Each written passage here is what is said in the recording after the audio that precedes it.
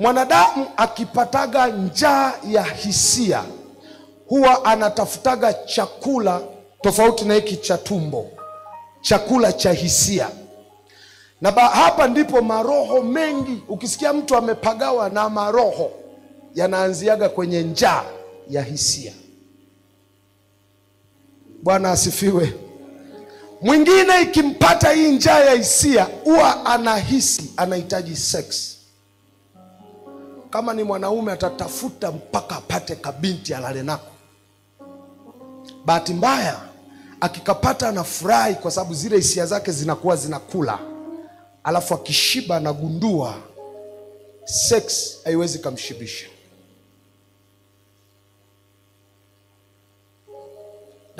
Ningekuwa na muda hapa ningepaongea vizuri. Wanaume, Bwana asifiwe. Naomba niongee kitu kigumu kidogo. Mimi jamani ni mtu huwa naulizaga sana. Wadada naomba wote mzibe masikio, msisikie. Hapa tunataka tuwaulizane wanaume. Na bahati nzuri watu wengi wazima alafu wengi madaktari najua. Mwaka fulani nilienda kuhudumu sehemu. Alafu wakaja zile blaza tukajaa chumbani. Wanaume watu. Alafu sijui roho wa Mungu aliniongoza nini. Nikatoa ushuhuda. Unajua hizi shuhuda zetu nyingi tunaongeaga vitu vizuri Bwana asifiwe, amen. Namshukuru Mungu. Nilikuwa nimemuomba friji. Alafu nilipotoka tu hapo nikapita soko gani hilo? Lock City Mall, nikapata friji. Ila atuambii amepata pataji. Ukute kamehongwa. Sasa nikageuza nikasema nataka niwape ushuhuda alafu tuombe. Sitaki kusema alikuwa mkoa gani. Tena walikuwa wanafunzi wengi wa vyuo. Nikaeleza kaishu fulani kagumu, kabaya ambako ukategemei mtumishi amewahi kukafanya. Nikasema Bwana, unajua sisi wanaume tena kwenye hizi huduma tunakutanaga na vitu vigumu. Jamani, nimesema wadada msisikilize. Nikasema kuna siku nimeenda hivi kikatokea hivi. Nikashangaa mwenyekiti akasema na mimi na ushuhuda.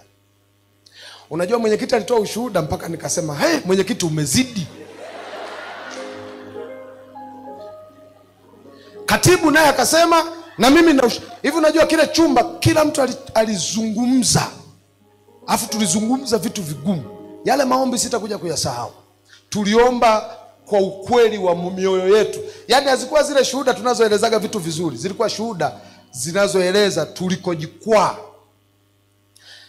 Lakini katika yale mazungumzo baadhi ya watu walijikwaa kwenye zinaa. Na nilikuja kushangaa kitu kimoja. Kila aliyejikwaa kwenye zinaa aliishia kusema hivi: nilipomaliza lile tendo nilijisikia vibaya kuliko wakati mwingine wowote niliyowahi kujisikia vibaya kwenye maisha yangu. Nilijiona nimekufa, mpaka sasa hivi najiona sijafufuka bado. Dogo mmoja alisema nilipomaliza nikatoka nje nikaona jua limebadilika mwanga. Naongea kitu cha ukweli kabisa. Na nikamuuliza limebadilikaje? Akasema bro, kuna nuru nilikuwaga naiona ya jua baada ya kutenda zinaa kwa mara ya kwanza. Nilipotoka nje ile nuru ilipotea, sijawahi kuiona mpaka leo. Nahitaji kusaidiwa nirudi kuona ile nuru. Yaani aongelei jambo la kiroho, anasema hii nuru jua linavyowaka liona limebadilika. Unajua ilianzisha ka research kangu kasiko kakuandika paper. Nikaanzishaga utaratibu wa kuhoji watu ambao wanaweza wakawa honest. Kuwauliza experience yenu kwenye sex ilikuwaje? Jamani mnisamee naongea sasa vitu vigumu. Unajua vijana si huwa tunakutana navyo. Katika kuhoji nilikuja mpaka nikahitimishaga nikasema nahisi wanaume hatukuumbwa kufanya hilo tendo kienyeji. Kwa sababu baadaye nilikuja kuuliza hata waliooa. Unajua kuna wanaume waaminifu ambao wanakuja kufanya hilo tendo kwenye ndoa.